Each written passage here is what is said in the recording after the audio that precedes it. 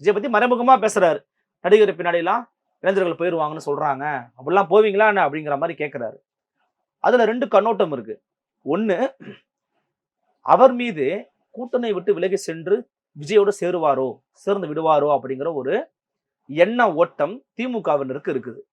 அந்த எண்ண ஓட்டத்துக்கு முற்றுப்புள்ளி வச்சுட்டாரு. நான் போக போறதில்ல, போக மாட்டேன் அப்படிங்கிறத முற்றுப்புள்ளி வச்சுட்டாரு. 2வது எண்ணம் என்ன அப்படின்னா, அவருக்கு ஒரு அச்சம் இருக்கு. ஒரு ஒரு ஒரு ஒரு ஒரு சின்ன ஒரு பயம் இருக்கு. அத பயமா எடுத்துக்கலாம், கருத்தா எடுத்துக்கலாம், என்ன வேணாலும் எடுத்துக்கலாம். தலித் இளைஞர்களுடைய ஓட்டு வங்கிய விஜய் குறி வைக்கிறாரு. அவர் குறி வைக்கலாம். அவர் ஒண்ணும் குறி வைக்கல. இங்கலாம் பண்ணணும்னு. விக்கிரவாண்டில முதல் கூட்டம் போட்டாரு. விக்கிரவாண்டி பகுதி அப்படிங்கிறது பார்த்தீங்கன்னா, பொதுவாவே வன்னியர் சமூக மக்கள், பறையர் சமூக மக்கள் அப்படின்னு நெறைய பேர் பரவி வாழக்கூடிய ஒரு பகுதி. இன்னொன்னு பொதுவாவே விஜய் அவர்களுக்கு தலித் இளைஞருடைய வோட் பேங்க் இருக்குன்ற மாரி ஒரு பெர்செப்ஷன் இருக்கு. அத நான் வந்து உறுதிப்படுத்தோட தரவுன்னு சொல்ல. ஒரு பெர்செப்ஷன், ஒரு பார்வை, ஒரு பெர்ஸ்பெக்டிவ் இருக்குன்னு சொல்லலாம். அந்த பெர்ஸ்பெக்டிவ தொடர்ச்சியா எல்லாரும் பேசிட்டே இருக்கிறாங்க. அது நரேட்டிவா செட் ஆயிட்டே இருக்குது.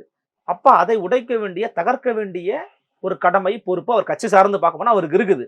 சோ அத அவர் பண்றாரு. எங்க விஜய் பக்கம் போயிருவாங்களோ, அப்ப போக மாட்டாங்க, போகக்கூடாது அப்படிங்கிறத வலியுறுத்துறாரு. அப்படி வலியுறுத்துவதன் விதம் மூலமாக மட்டுமே நீங்க போக விடாம பண்ணிட முடியாதுல்ல. வேற என்ன எக்ஸ்ட்ரா நீங்க சேர்க்கணும்? விஜய வேற ஏதாவது சொல்லணும். சோ பிஜேபியோட பி டீம்.